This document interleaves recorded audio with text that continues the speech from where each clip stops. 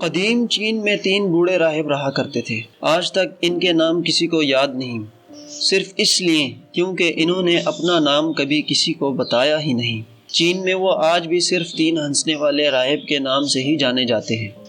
وہ ہمیشہ ساتھ سفر کرتے اور ہنسنے کے علاوہ کچھ نہیں کرتے تھے۔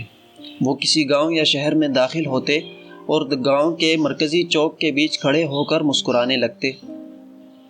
آہستہ آہستہ وہ لوگ جو وہاں رہا کرتے تھے اور جو لوگ کام کیا کرتے تھے اور جن لوگوں کا اس چوک سے گزر ہوتا تھا، ان کو بھی ان کے ساتھ ہنسنا پڑتا، یہاں تک کہ ایک چھوٹا سا ہنسنے والا ہجوم بن جاتا اور بلا آخر ہنسی سارے گاؤں میں پھیل جاتی۔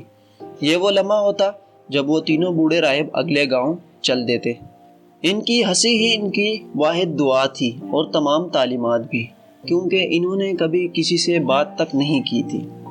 انہوں نے صرف ایسی صورتحال پیدا کی ہمیشہ کہ وہ لوگوں کو ہنسانے پر مجبور کر دیتے۔ پورے چین میں انہیں پیار اور عزت دی جاتی تھی۔ ایسے روحانی استادوں کو لوگ پہلے کبھی نہیں جانتے تھے اور نہ ہی بعد میں جان سکے۔ وہ بات چیت کرتے ایسے لگتے کہ زندگی کو صرف ہنسنے کے ایک بہترین موقع کے طور پر لینا چاہیے، گویا انہوں نے کوئی کائناتی لطیفہ دریافت کر لیا ہو۔ اس لیے وہ کئی سالوں تک سفر کرتے اور ہنستے ہی رہتے۔ پورے چین میں وہ خوشی اور مسرت پھیلاتے۔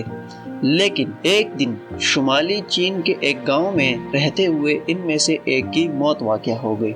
لوگ چونک اٹھے اور دور دراز علاقوں سے دوڑتے دوڑتے آئے۔ اپنے کھیتوں کو ان کو ایک دن کے لیے چھوڑنا پڑا، صرف اس موقع پر دوسرے 2 راہبوں کا رد عمل دیکھنے کے لیے۔ لوگ توقع کر رہے تھے کہ وہ غم کا اظہار کریں گے یا روئیں گے، اور سارا گاؤں اس جگہ پہنچ گیا جہاں تینوں راہب موجود تھے، 2 زندہ اور 1 مردہ۔ لیکن باقی دونوں راہب زیادہ زور سے ہنس رہے تھے۔ وہ ہنستے ہی چلے جا رہے تھے اور لگ رہا تھا کہ وہ رک نہیں سکتے۔ اتنے میں چند لوگ جو حیران اور پریشان کھڑے اس منظر کا تماشا دیکھ رہے تھے ان کے پاس آئے اور ان سے پوچھا، تم اپنے فوت شدہ دوست کا سوگ کیوں نہیں مناتے؟ اس بار پہلی بار کسی راہب نے اپنی ہنسی روکی اور حقیقت میں جواب دیا، کیونکہ کل آپ کے گاؤں آتے ہوئے اس نے شرط لگائی تھی کہ ہم میں سے کون باقی 2 کو ہرا کر پہلے مرے گا، اور اب یہ جیت گیا۔ یہاں تک کہ اس کے پاس وصیت نامہ بھی تیار تھا۔ بدھ مت مذہب میں روایات کا تقاضا رہا ہے کہ میت کو تختے پر لٹانے کے بعد اس کو غسل دیا جائے اور اس کو کفن پہنا کر جلا دیا جائے، لیکن بوڑھے راہب نے واضح طور پر پرانے کپڑے اپنے اوپر چھوڑنے کو کہا تھا، کیونکہ وہ ایک دن بھی گندا یا میلا نہیں ہوا تھا۔ اس کا کہنا تھا، میں اپنی ہنسی سے اس دنیا کی گندگی کو کبھی اپنے پاس آنے نہیں دیتا تھا۔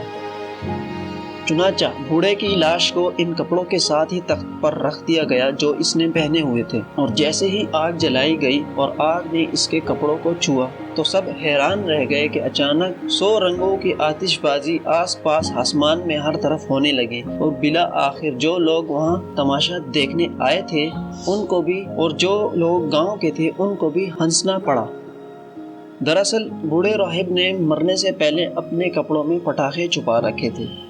لیکن اس کہانی کا مقصد یہ ہے کہ آپ اپنی زندگی میں دیکھیں، آپ کی زندگی میں صرف ایک ہی وجہ ہو سکتی ہے کہ آپ یہاں اس زمین پر ہیں، تاکہ آپ مسکرا سکیں اور ہمیشہ مسکراتے رہیں، اور کبھی بھی خوشی اور مسکراہٹ کا تجربہ کرنا بند نہ کریں۔ تو اگلی بار جب بھی آپ کو کسی مسئلے کا سامنا ہو، خود کو آئینے میں دیکھیں اور مسکان کے ساتھ مسائل کا سامنا کریں، کیونکہ آپ کی خوشی ہی آپ کو زندہ رکھتی ہے۔ میں تھا قدیر اور آپ سن رہے تھے قریشی اسپیکنگ۔